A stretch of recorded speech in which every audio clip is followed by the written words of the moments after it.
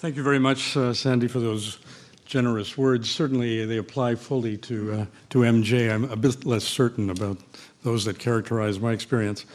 I, too, would like to congratulate and thank the organizers and sponsors of this year's summer festival, and particularly the series that begins this evening of speakers who will provide the most important input that we have as humans, which is ideas. And I should flag also the prominent role of Shirish, of course, Shirish Rao, and Laura Bispalko in putting all of these pieces together. Thanks for giving me a role. I feel doubly blessed by this privilege because it gives me an opportunity to lead the discussion with my good friend, the incomparable MJ Akbar. There are many advantages to being an ambassador. It's a great job, and I recommend it to anyone who hasn't tried it.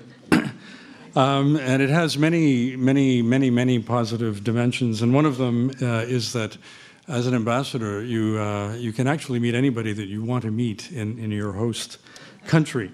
You can meet politicians and actors and athletes and business people. But the most important people that, and we have other ambassadors here this evening, I'm sure they'll agree, the most important people that you can meet as a diplomat are the thinkers and the writers and indeed the artists who help us put together the pieces of the culture and the dynamism and constraints of the countries where we are posted.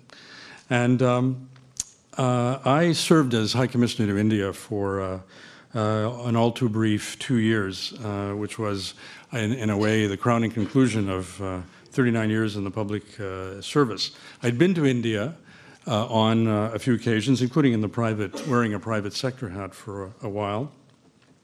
But living in India provided my first opportunity to truly face India's kaleidoscopic and mind-bending realities with its constant mix of drama, comedy, ambition, and experiences of the human condition. For me, at least, it was all too overwhelming, and I needed, like many people fortunate enough to live and observe India, both the guides and insiders to help me put some of these multifarious pieces together. And by far the most impressive guide that I had the pleasure of getting to know was MJ Akbar, who was two things in particular. One, he was, as you'll see tonight, for those of you who don't know his work, tremendously insightful, but he was also approachable, a combination of talent and character that are not often joined in the same person, as I've discovered. Much to my delight, in addition to finding an incomparable teacher, I would also in due course find a friend. Now, Sandy has provided you with a brief biography, and I'm not going to repeat any points, but add that among his journalistic and writing careers, including a novel, a semi-autobiographical novel, he also served at the Brookings Institution in Washington as a visiting fellow on a project dealing with U.S. policy towards the Islamic world. Many who read MJ in his weekly commentaries and his books and his articles are impressed by the knowledge that his writings contain, but also very much by his style. Live Mint, I sort of did a bit of research, and Live Mint, which is a well-known organization, news organization in India, including one of my favorite newspapers, which one of the few that MJ didn't edit, called Mint, described his style as having a trademark racy, luminous prose, and I suspect he'll focus on the racy part this evening. The Economist says that he is a stylish writer with an excellent eye for a gag. But what I valued most in his writings and in his briefings to a befuddled diplomat that I was and is very much MJ's profound humanity. Whether writing about heroes or lesser beings, average humans, fools, knaves, what have you, he in all of his writings always recognized their humanity as well, their aspirations and their cares, and however foolish in some case were their insights and illusions, he never lost sight of the fact that we all share the planet together. And he brought, as a result, tremendous judgment to his readings and his writings, but he was never judgmental, and I found that to be very, very valuable. I also found tremendous value in the fact that he and I share a tremendous love for single malt Scotch whiskey, and that certainly contributed to our bonne entente, as we say in French. Now, the title of his presentation, if it's still the subject of his presentation tonight, is Tinderbox, the Past and Future of Pakistan. And so I looked up, for the purposes of this evening, what's the definition in the Oxford on Tinderbox. And it's a box containing tinder, flint, and steel to kindle fires. And I thought, this is very appropriate to an issue of Pakistan. The issue of Pakistan, because the tinder includes the difficult social and economic conditions within which the Pakistani people must live, the flint, which produces the spark of public discontent, however, also the steel, which includes the strength of character on which the Pakistanis and their leaders must and indeed will overcome their difficulties. So perhaps with that, they will forge a more equitable, prosperous, and for India, good neighbor Pakistan. However, those are my thoughts. Now it's time to hear those of our speaker, MJ Akbar.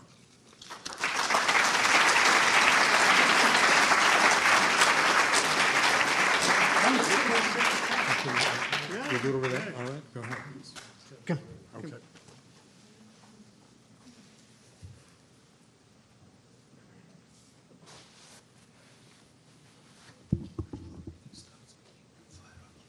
Yeah, right. Thank you, MJ. The floor is yours. So is the mic. Well, thank you, Joe, for one being so utterly biased. Well, there could be no better beginning to an evening, which I hope will be as convivial as provocative occasionally. I don't know how you want to structure this, but would you like to begin with open a topic, a subject, and then take it on? Or I think that the best way to approach this is very much to satisfy the audience's interest in hearing your reflections on Pakistan, on India, and I know that many are equally interested in your views on modern India, today's India. I've often wondered, Joe, what makes a foreign country foreign? Particularly, you travel all this distance and you come here. And the easy answer is distance. But I don't think that's a complete answer. In all honesty, today's India is actually closer to North America, America and Canada, than it is to Pakistan. If you had to actually ask an Indian, particularly its middle class, I mean, to be fair, that, in real terms, who is the neighbor of India? I think most people would actually, they may not reach it, but say America or Canada rather than Pakistan, because we've become so completely distant from Pakistan. The reasons for this, of course, lie. Let's actually begin our examination of a very difficult subject, complex subject, and I hope as I don't fall into the trap of, as I say, being judgmental. I'm sure that all of us have met Pakistanis and all of us have met Indians. And you come to this extraordinarily startling conclusion that there is no difference between Indians and Pakistanis. And there isn't. We are the same people.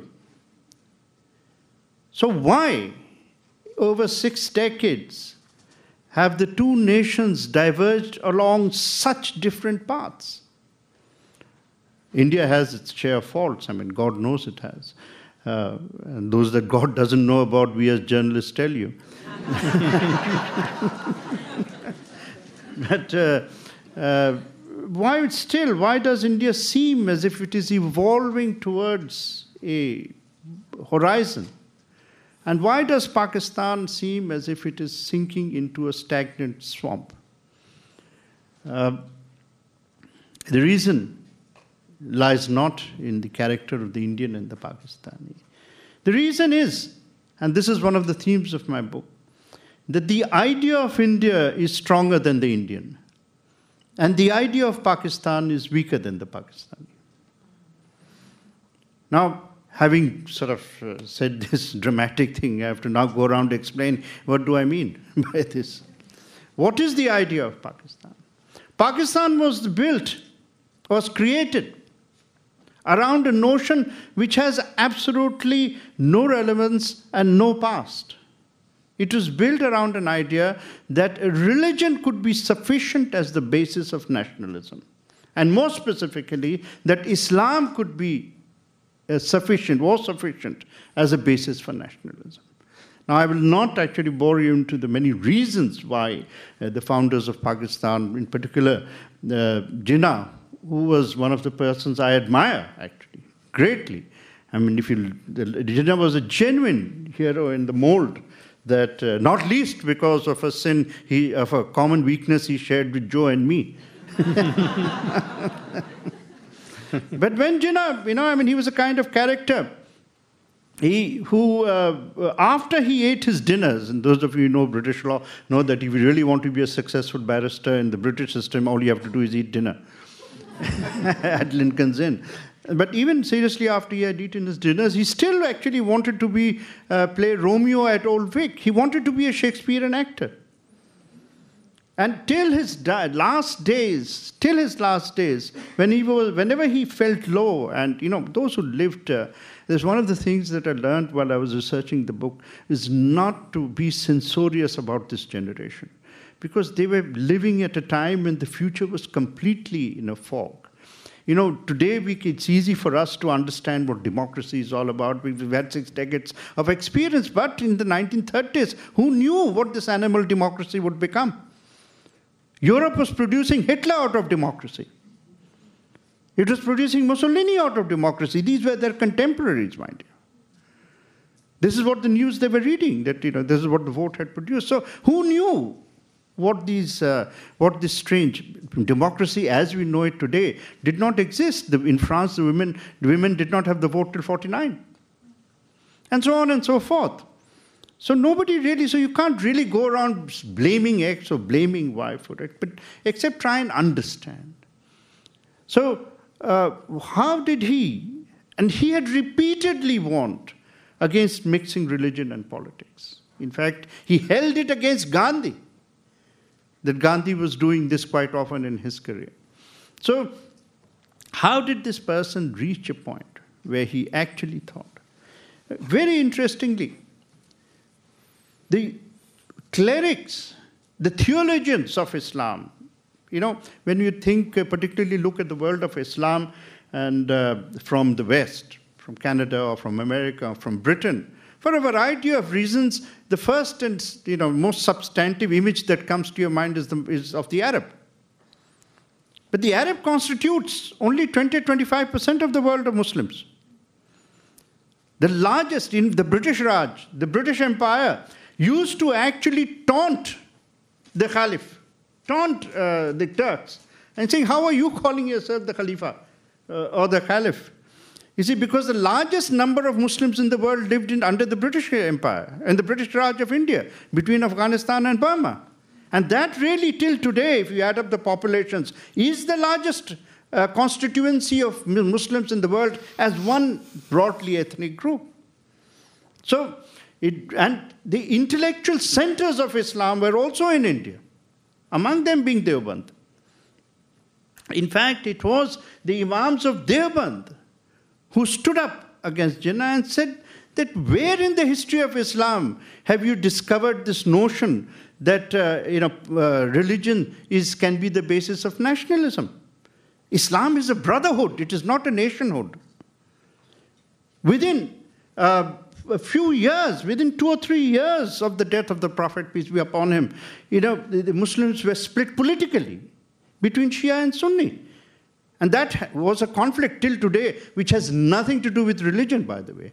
It has nothing to do with the basic tenets of the faith. It is a battle for power. And who shall succeed the Prophet as the Imam or as the leader of the people? All I'm trying to say is that there is no record, no basis. As Maulana Azad pointed out very effectively, he says, well, if religion was sufficient as the basis of nationalism, why would there be 22 Arab countries? They have religion in common, they have language in common. Language is actually a far more relevant basis for nationalism. Whole of Europe is, after all, has been created on the basis of linguistic nationalism. So, this argument was there, but alas, in 1937, actually, the argument for Pakistan began, I think, on a rational basis, as a search for the security of Muslims in a post-British dispensation, which is perfectly rational. Every minority has a right to worry about its future. So there was nothing. But when you ask that question and raise those issues, then there can always be constitutional answers to such a question. That means you don't have to divide the nation in order to find the answer. But in 1937, particularly in Punjab, when Jinnah lost the argument, because in the first election that was held in 1937, the Muslim League could not get even 2 seats out of the 80 in Punjab. And if it could not survive as a factor among the Muslims of Punjab with separate electorate means that only Muslims could vote for Muslims. If Muslim League could not survive in Punjab, where on earth could it survive? Now comes a very relevant question, which I'm sure all of you, since you all belong to the ruling class, must have experienced in your own lifetimes. What does a lawyer do when he loses the case? He changes the story. And that is what Jinnah did. After 1937, he shifted the story and picked up a strand from the public discourse of the times, shifted the story from the security of Muslims, that means the danger to Muslims, and shifted to Islam in danger. And when he changed the narrative, and Pakistan was created not for Muslims, but for Islam, and that became the basis of the concept that Pakistan was created as a fortress of the faith. Pakistan is the first nation to have been created for a faith rather than for a people. Now, before I come to India, let me link up this. Why have I been arguing for at least 10 years that there was no nation where Osama Bin Laden could be found except Pakistan? Despite, even in interviews with me, and I'm sure Joe reported it in that what Pakistan leader says, no, we don't know where he is, and so on. He must be dead, he must be alive, he must be, There were doctors going around in Pakistan saying that we've treated him, but of course, officially, he didn't exist. And I'm sure you realize that the one doctor who helped trace him is the only person who has been convicted in Pakistan and sent off to jail. The alacrity with which they have convicted the person who helped find the most notorious terrorist in living and perhaps future memory gives you an indication of the nature of the state. Now, why would that be? Let me now link this back to another fact. In 2 years' time,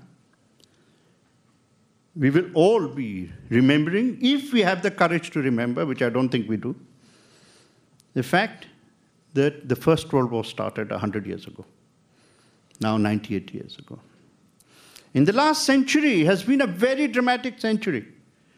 When you think of history, please don't confuse history with our lifetimes.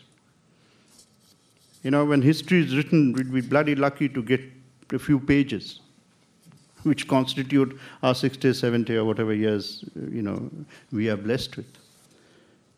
History has its own pace. And you look back, 100 years is not that very much, But in these 100 years, there have been 4 world wars. 4 world wars. Why were they called world wars? Not because the whole world fought in them. They were called world wars because they were fought for the control of the world. The first, Now, very interestingly, each war segued into the second, into the other, for reasons, for cause and consequence that were deeply related. Now, we all know, it's conventional history now, all school children also know that the Versailles Treaty led to the consequences that led to the Second World War. But don't forget that the Third World War started at the end of the Second World War. The Third World War was the Cold War. And believe me, the Cold War was cold only in Europe. It was very warm elsewhere. It was warm in Southeast Asia, it was warm in South Africa, it was warm in Southern Africa, it was warm in Latin America. And definitely it was very warm in Afghanistan, where it ended. So the Second World War led to the Third World War, and Third World War was a world war, no doubt about it. This time led by the Americans and the Soviet Union. Now, the nature of war changes. The strategies required for victory in the Third World War were as dramatic as the strategies required for the Fourth World War are different from the Third World War. What is the Fourth World War? The Fourth World War began at precisely the spot where the Third ended, Afghanistan, or extended Afghanistan-Pakistan region. War really has no respect for national boundaries. Even those of you who have studied the Vietnam War knew that Vietnam was only one of the nations involved in the war. War finds its own geography. So the Fourth World War actually begins, and this is the war against terrorism. Now, what else is different in this war? This is the first war which is being fought for reasons and for dreams or objectives that are outside a conventional framework of understanding human behavior.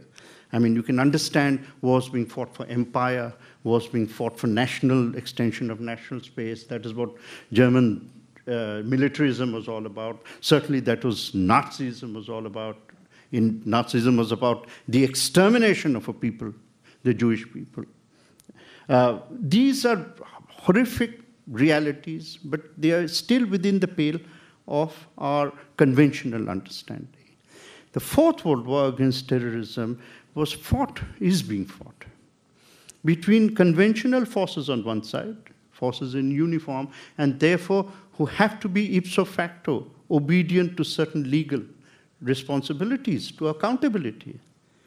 I mean, it is not Abu Ghraib only that is important.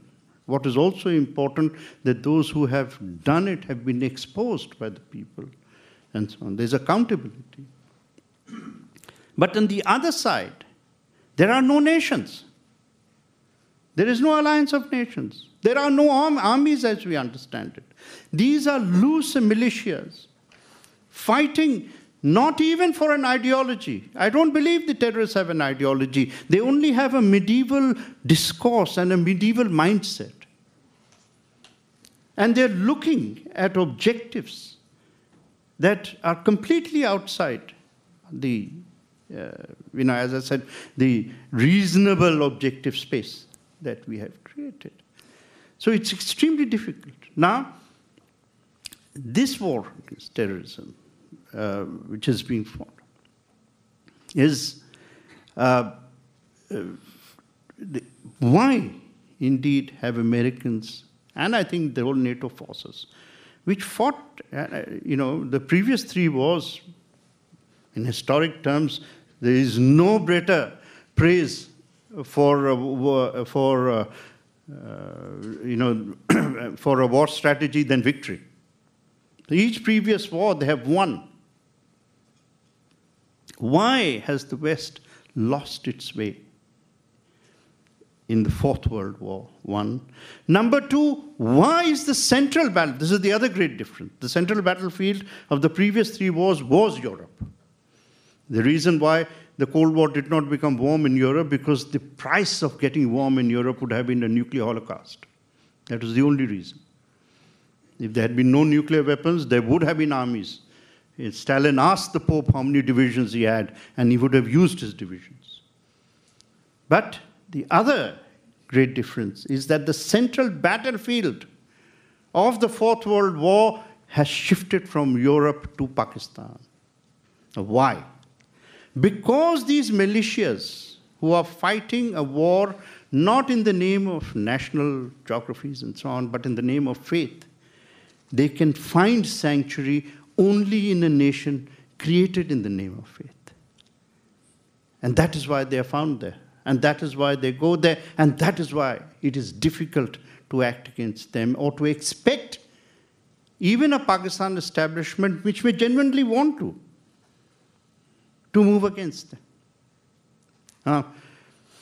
So what really, and I would like to continue the analogy of the Second World War just to give the explanations. Then why has America lost its way? After all, Pakistan is a strategic partner in this war. What is a strategic partnership? A strategic partnership is not, for God's sake, based on the basis of friendship. No. You don't become a strategic partner. Even Canada and America are not strategic partners because they are friends. Stalin and Roosevelt could be strategic partners against Nazi Germany. But the moment their need was over, they shifted into enmity. A strategic partnership is not based on the basis of common friendship, but it is created on the basis of a common enemy. And this is the real problem. Till the Cold War, Pakistan was a legitimate ally of the West, because its commitment against the Soviet Union was as strong as your America's commitment against the Soviet Union. In fact, India was not a legitimate partner, because India did not have the same view of the Soviet Union as America had or Pakistan had, and so on and so forth.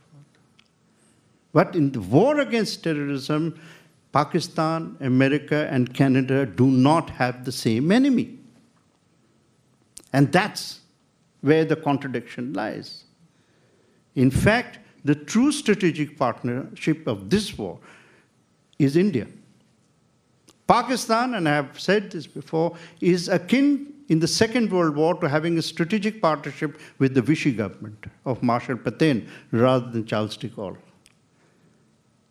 If you, or let's say if America had a strategic partnership with Marshal Pétain, why would America be surprised if all the plans for Normandy were handed over to Berlin?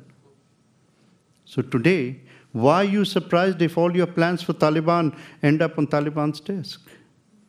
Pakistan has a use for Taliban after your withdrawal is over.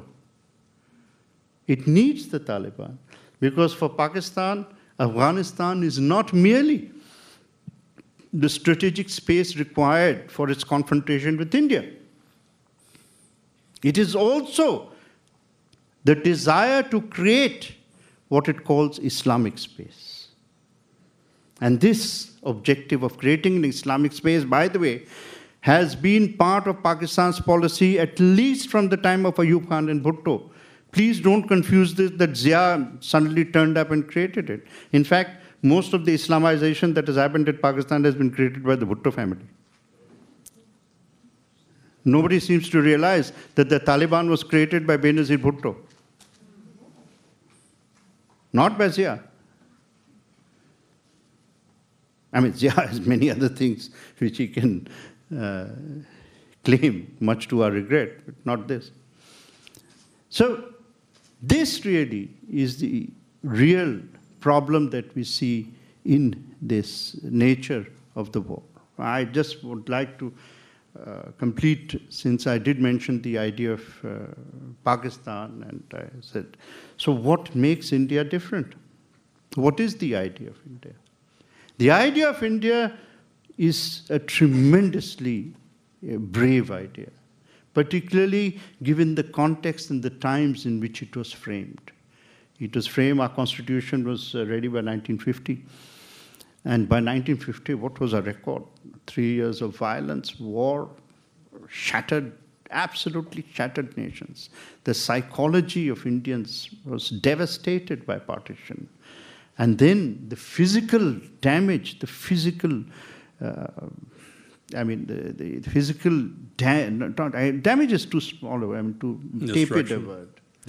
Destruction, devastation that it caused, particularly along Punjab. Millions dead in the most barbaric civil wars that are possible. Other millions dying of famine in Bengal. Imagine, through that period of economic deprivation, whoever tells you that the British Raj was a great thing for India, please send that person to me.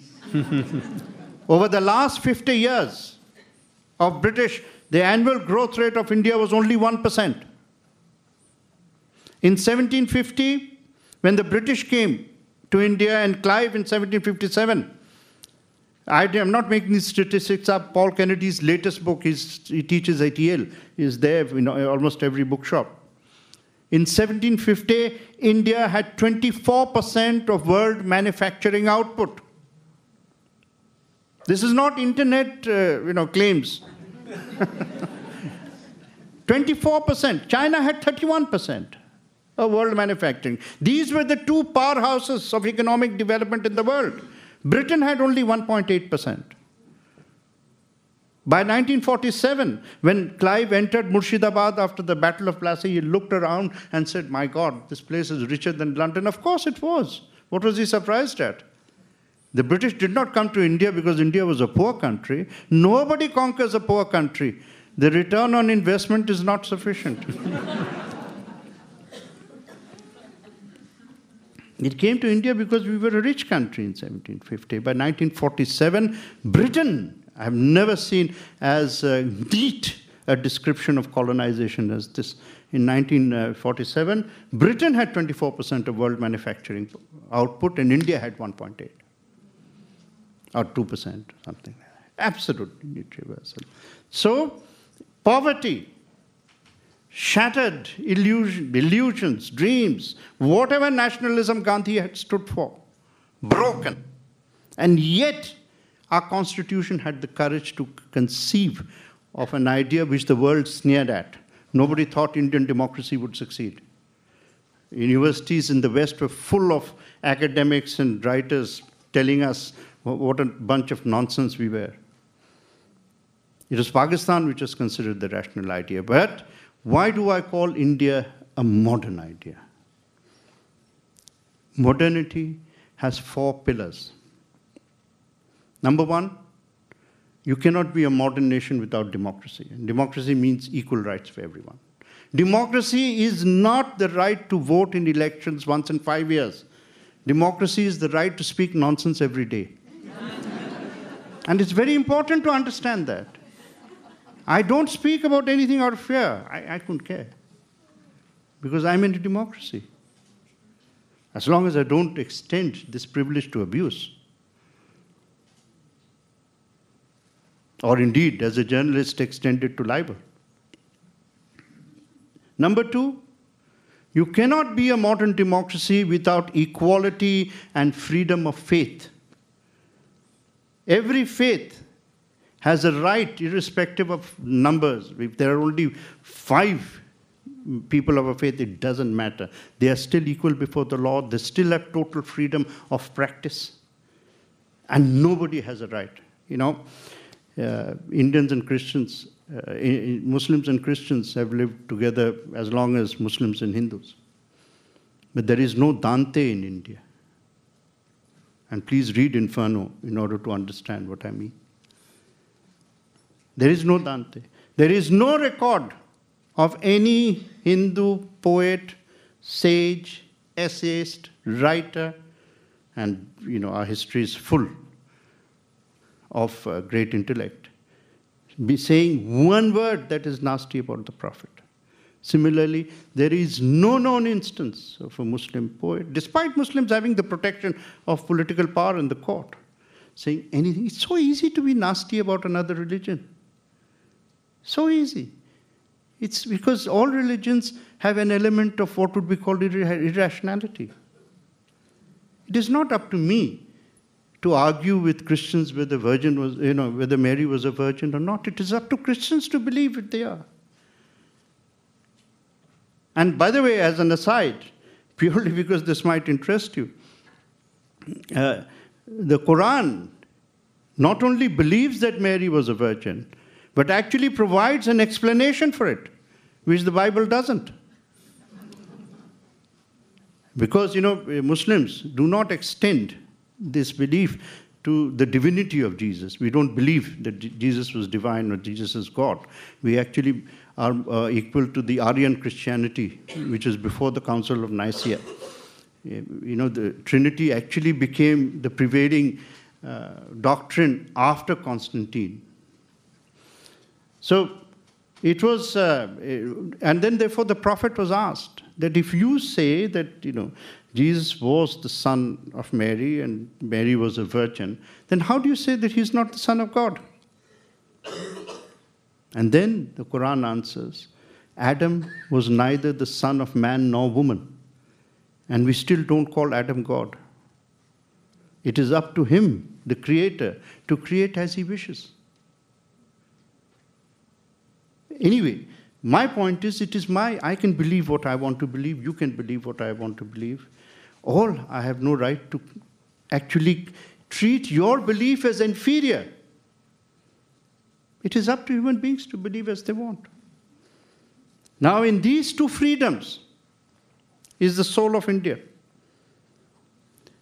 India is not secular because Gandhi was secular. Gandhi was secular because India is secular. And within these two freedoms, I often compare India and China. China is a success story, but it is not a modern nation. It doesn't have these two freedoms. And in the next 10, 15 years, this will be its biggest problem. The third, you cannot be a modern nation without gender equality. It's impossible. It doesn't matter what was there in the past. A modern nation has to have gender equality. It's very easy to say this in Canada, in Vancouver, which has probably gender equality in reverse.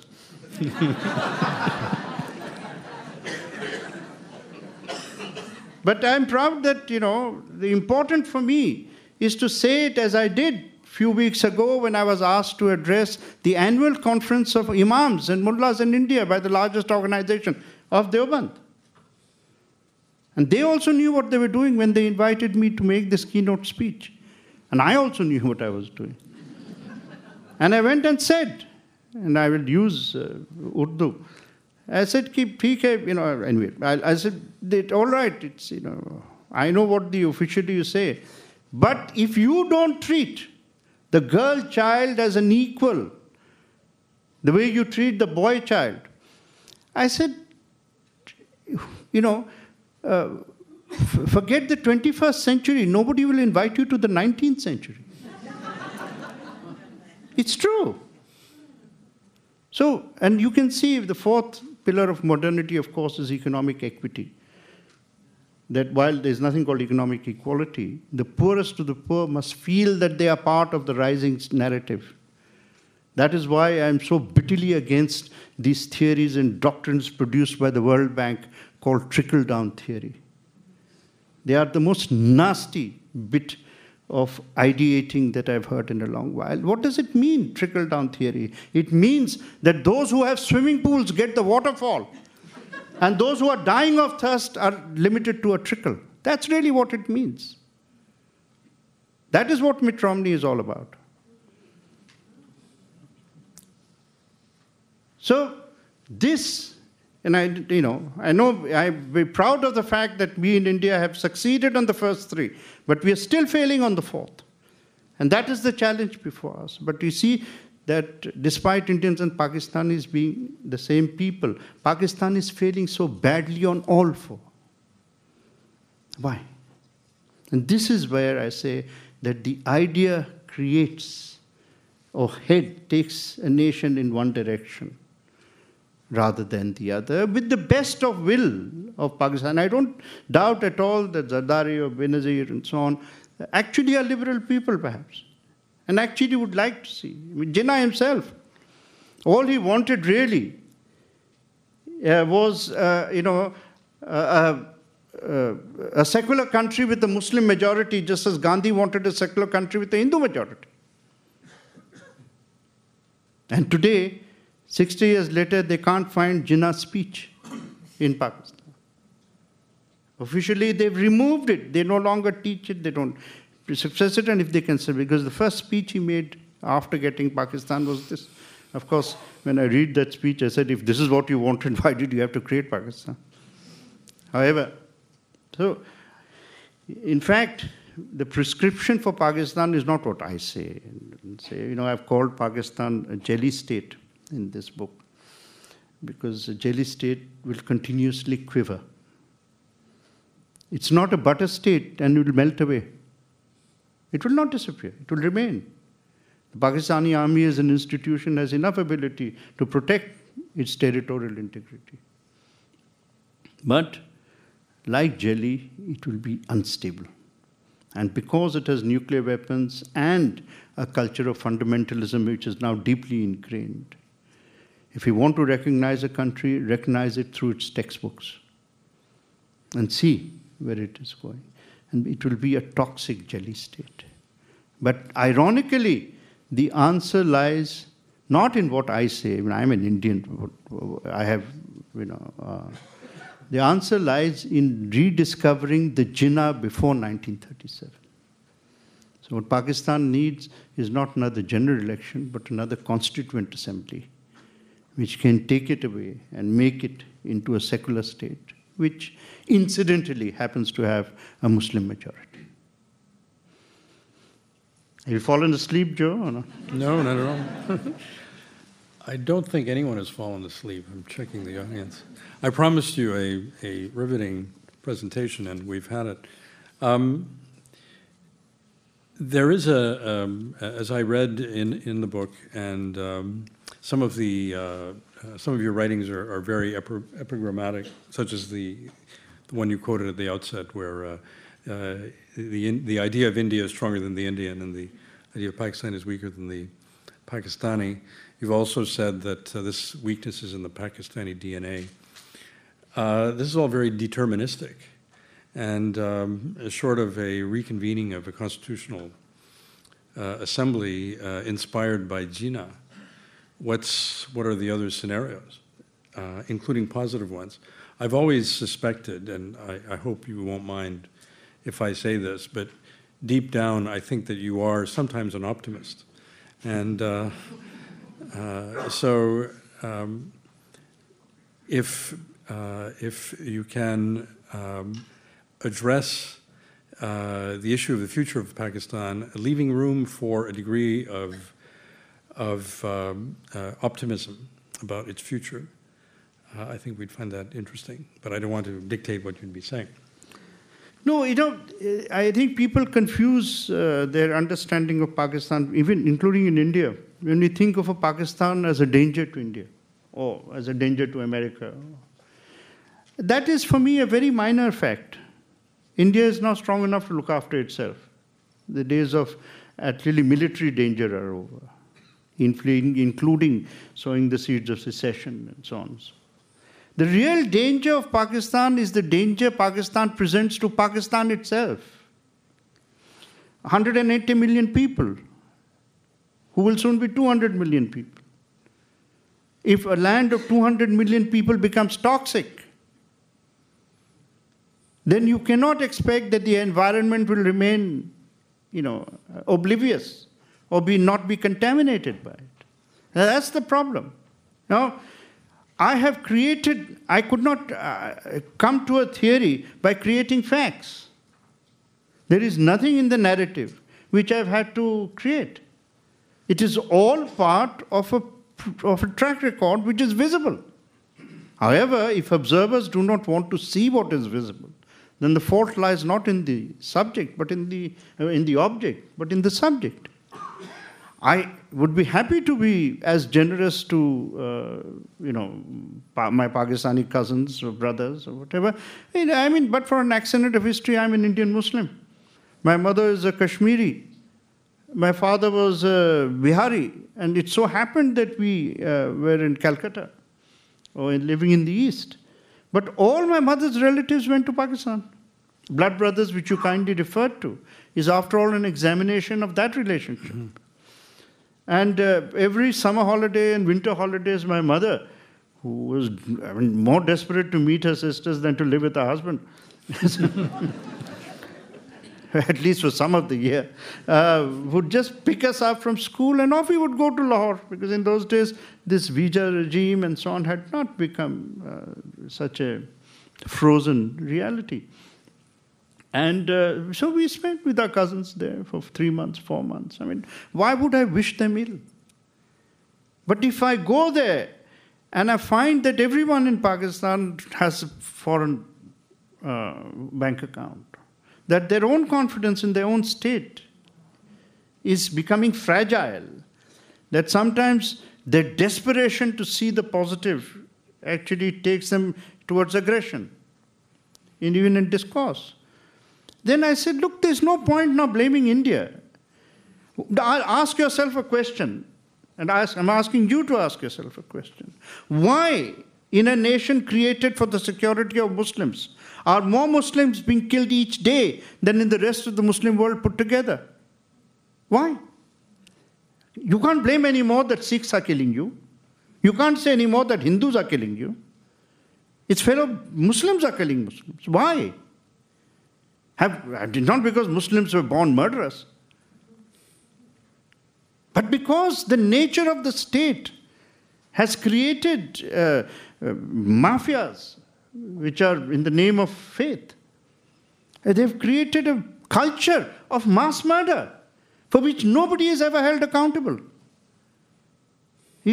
Shall I narrate the number of jihadi groups who have conducted massacres and are walking around? America has offered $10 million for Hafiz Saeed. And what happens in Pakistan? Everybody laughs. Or rises to the defense of somebody who has been convicted, literally, of being a terrorist by the United Nations. And yet, I don't understand this, frankly. Why this sense of generosity is being provided not to Pakistan, but to people who are terrorists and declared terrorists. This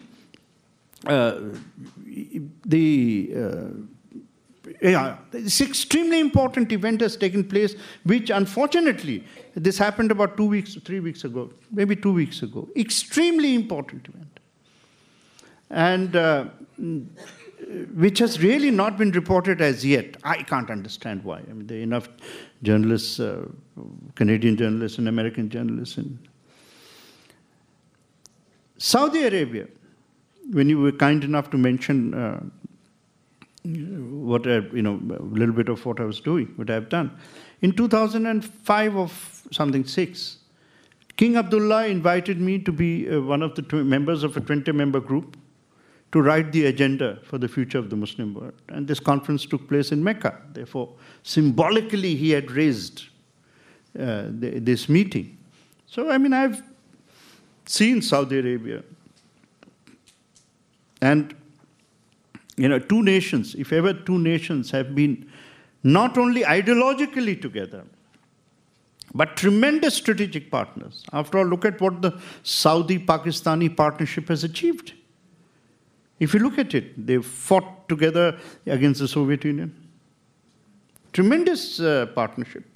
They've created Taliban. Never forget that only 3 nations recognize Taliban: Saudi Arabia, Pakistan, and UAE. Iran did not recognize Taliban. So, in any case, you can add to. Mm-hmm. And this strategic partnership, for the first time, has cracked under the pressure of the Fourth World War, which is the war on terror. Because Saudis have handed over one of the principal accused of the Mumbai terrorist attack, a chap who worked with the Lashkar-e-Toiba, which is Hafiz Sayyid's, who was in the control room directing. Abu Jundal, his name is actually, he's defected from India and went there. And he has been handed over by the Saudis. It has shocked what might be called the underclass of terrorism, because they again had assumed in their mind that there would be safe sanctuary in Saudis. And the Saudis knew that handing over to India, you can imagine it was going to blow apart the Pakistan defense on that they had no involvement. Because this chap is singing like all the birds of Vancouver put together. He's providing evidence of ISI involvement. It's all there, I'm sure Dennis Headley. He's provided similar evidence, but with less knowledge, because Headley had little less to do. So even Saudis are telling their friends, it is not that the Saudi-Pakistan relation is going to collapse. Not at all. They will remain the most important allies for each other. But even the Saudis are telling Pakistan, enough. But Washington can't find the ability to say so. Ottawa can't find the ability to say so, which puzzles me deeply. I don't get emotional about these things, but it does puzzle me, because where is your understanding of your self-interest? Riyadh has understood its self-interest. And for me, the Saudi king is not just the king of Saudi Arabia, he's the custodian of the two holy mosques, and therefore has a standing in the Muslim world, which has much larger than it's just control of one more nation. So why is this, why are the countries that constitute NATO unable to understand that you're dealing with Marshal Patel? I'd like to ask you one question on India, and then I'm going to ask Professor Michael Byers to come to the podium and open discussion more broadly. But the four fundamental principles of modernism, democracy, rights, equality, and economic equality. You've said quite rightly that India has achieved very much the first three, but has so far failed on the fourth. Can you talk a bit about the politics of the fourth and why that's particularly difficult, seemingly, to achieve? No, it's not impossible to achieve. One of the reasons for the optimism that you were searching in vain for is not because Indian politicians have suddenly sprouted wings under their armpits instead of our normal human hair. It is because the pressure of democracy. The real story of India in the last 10 years is that the political rewards are coming to good governance. And the poor are defining good governance by a very simple arithmetic. The poor are not unrealistic. The poor are not fools. Just because they are illiterate, it doesn't mean they're foolish. We middle-class people have absolutely no understanding of the psychology or mentality of poor people, because we don't meet them, we don't talk to them. They are a floating entity as far away from our lives as they possibly can manage, because they're a disturbing presence. Poverty is the most insulting and degrading reality in life. Hunger in particular. But, the person who's poor, he does not think that if he started his life in a hovel, he will end up in a palace. But he does have a right to believe and demand that if he started his life with 2 pieces of bread, he must end his life with 4. And if a society and a nation cannot provide it, then the society has failed. But today he's taking his revenge. He measures governance by rice, bread, education in particular, because he knows that the magic of future, his life is gone, let us say, but the life of his child still remains left. And the child is only going to be rescued by the revolution of education, nothing else. And particularly now, English education. or an education in English. So this, and it is waking governments up. Why is Bihar improving? The same set of politicians, because they know they can no longer use the traditional antagonisms, hatreds, emotions of caste and community to come to power. They have to deliver with infrastructure and so on and so forth. So this is where you can see the power of healing power of democracy and why you can have reasons for optimism beyond the venality of politicians. Thank you very much. Michael?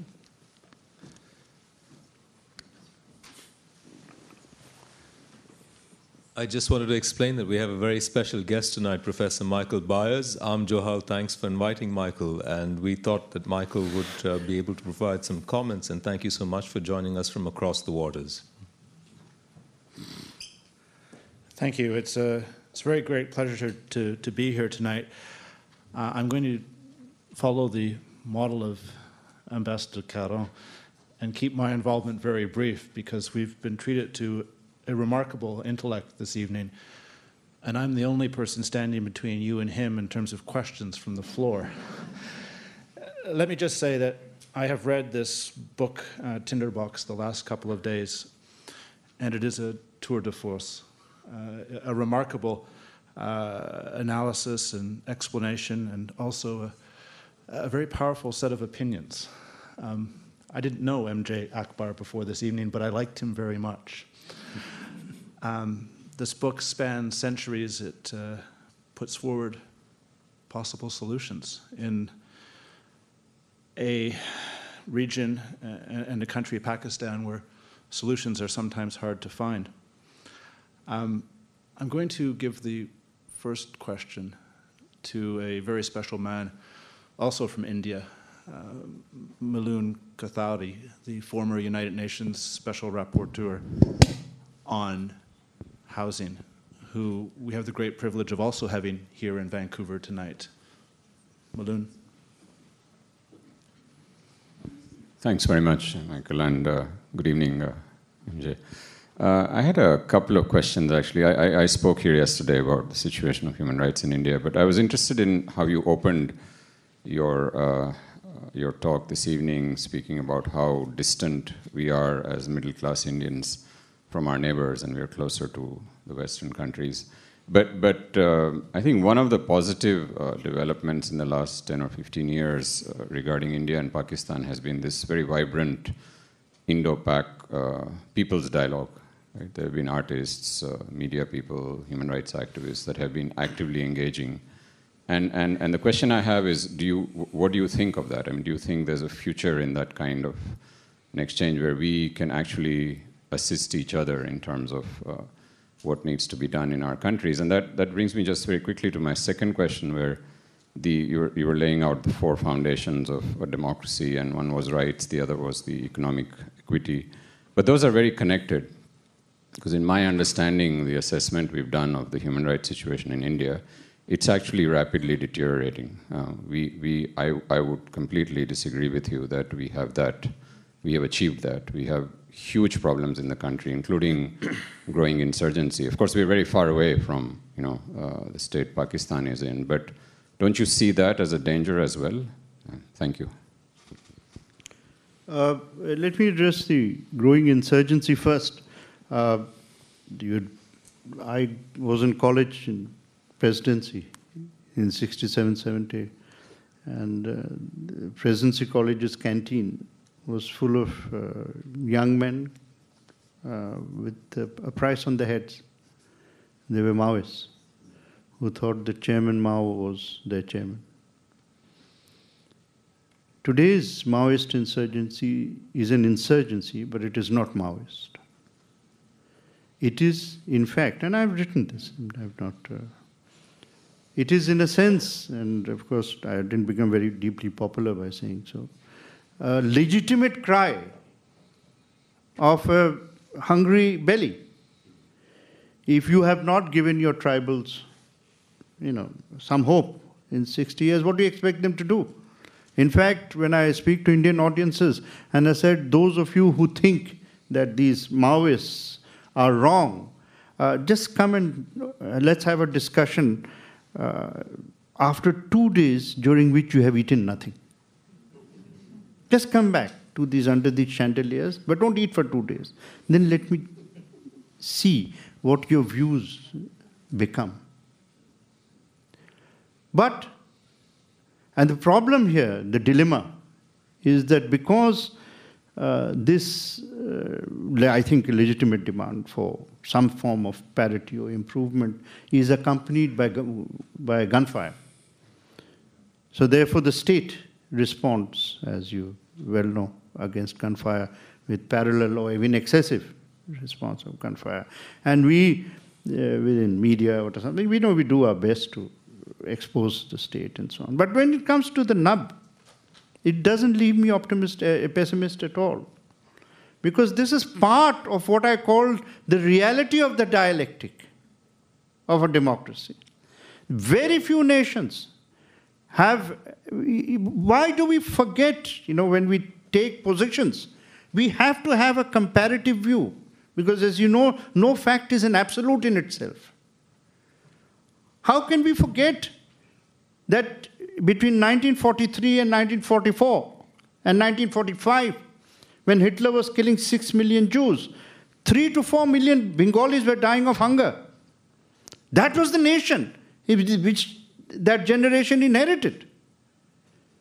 I did my first sort of reporting, trying to earn 5 rupees or something. Bihar famine. That is where we've emerged.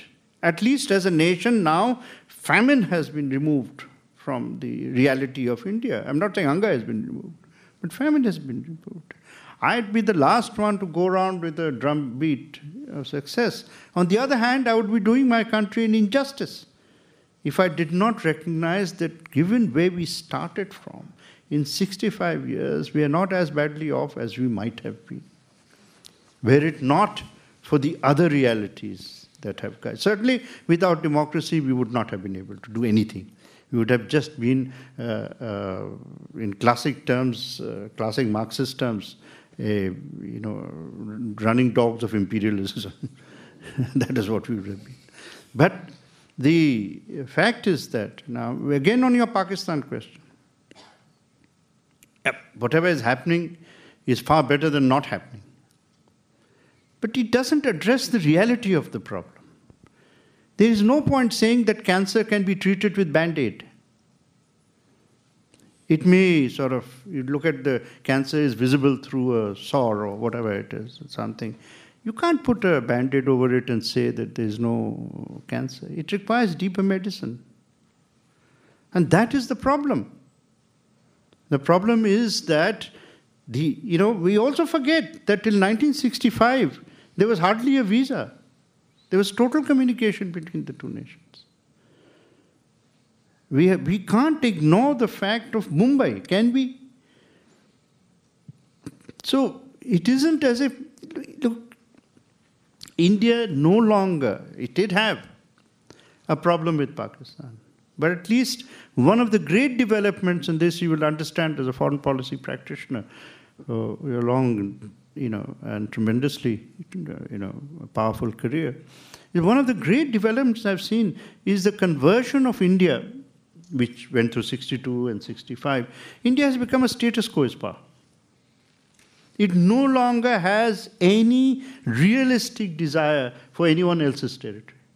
If you take a vote in India today and say that, all right, let's settle Kashmir over the ceasefire line, everybody will be very happy. Very happy. We don't want the Pakistan-occupied Kashmir anymore. We don't want Aksai Chin on the China border. We just don't. There was a time when I started my career when we used to fight with Bangladesh, for God's sake, over little bits of 3 bigha and so on, little parcels of time. We don't want it anymore. We are actually we give the largest amount of our most precious asset, called water, to our neighbors. All the water fundamentalists like Brahmachalani and so on, get very angry. What the hell are you doing? You need water for your own country. And water wars are just around the corner. But there it is. So it is, we are in that sense. But the status quo power also means that what we have, we will not give any of it. There is no way anyone is going to remove India from Siachen. So it is within this dynamic that the reality will evolve. And I mean, we have to accept that realism has its own problems and demands. And it is not optimism or pessimism which eventually guides a nation. It is realism. Fortunately, our realism is embedded, that is really good fortune, in the idealism of a generation which is long gone. If this generation had to create a constitution, I don't know what it would have created. It would have probably created basic rights for telecom industry. Fundamental rights. All right. Next question towards the top in the middle, the man with the white jacket. Yes, please. Microphone is coming to you.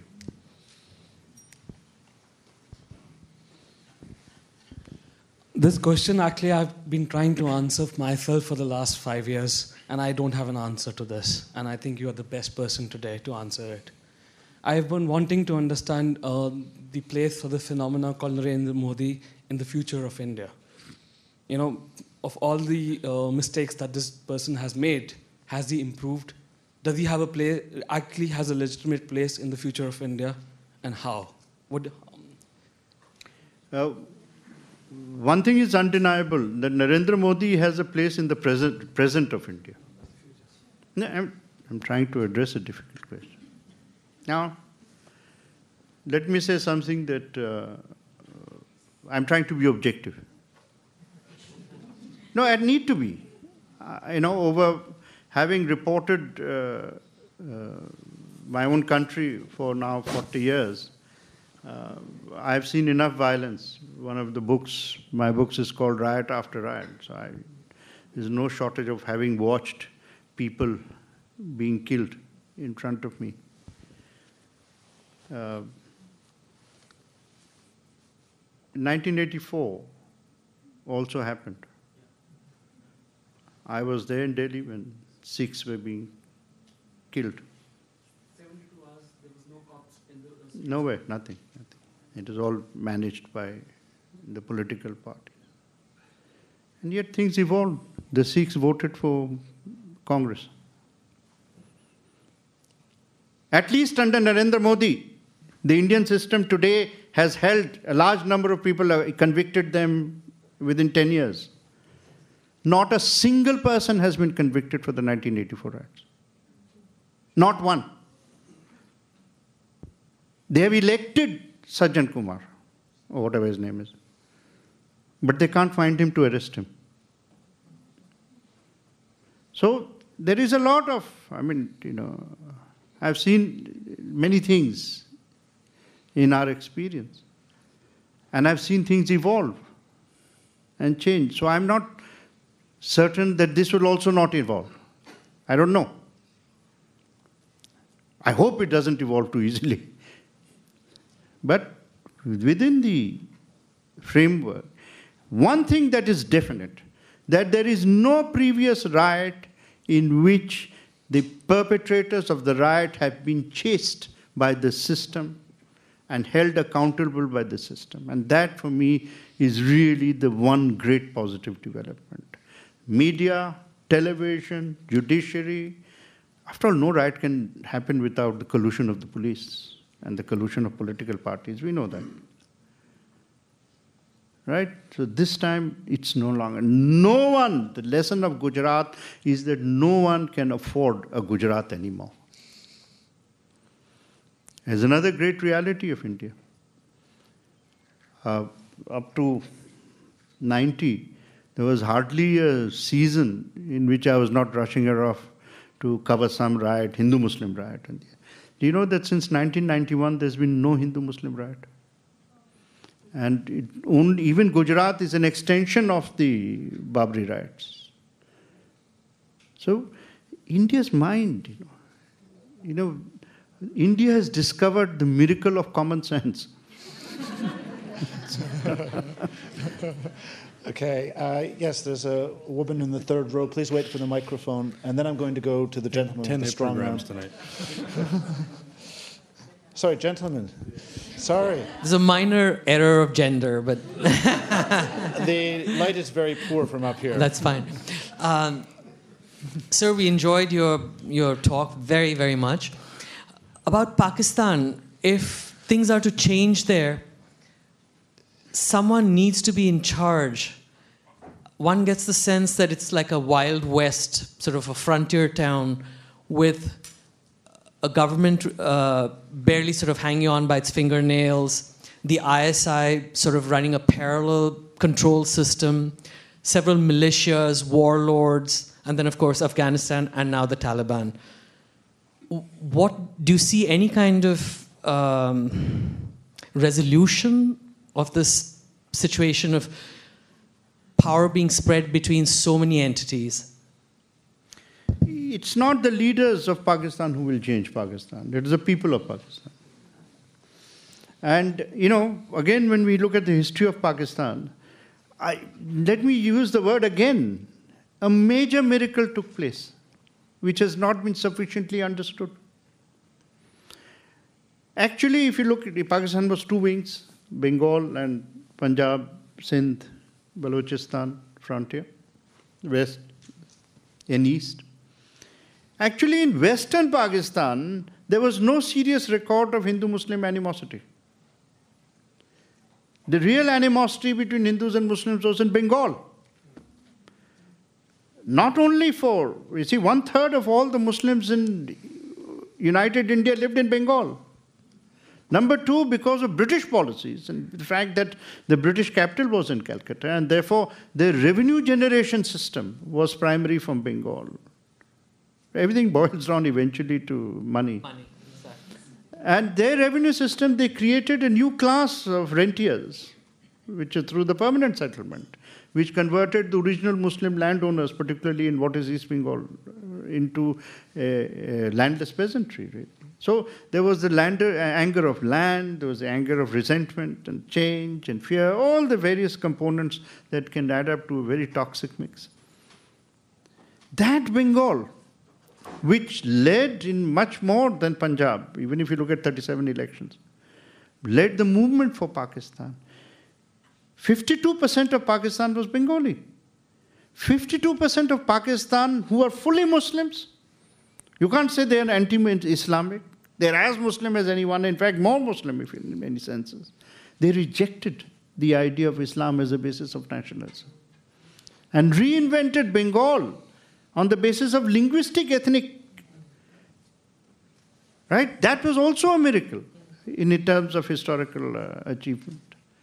So if 52% can do it because of what they see, that the reality is melting, then I'm sure that 48% on the other side will also. But as Maulana Azad said so accurately, he said for it to happen, it will require a great crisis. A great crisis. One more question just up here.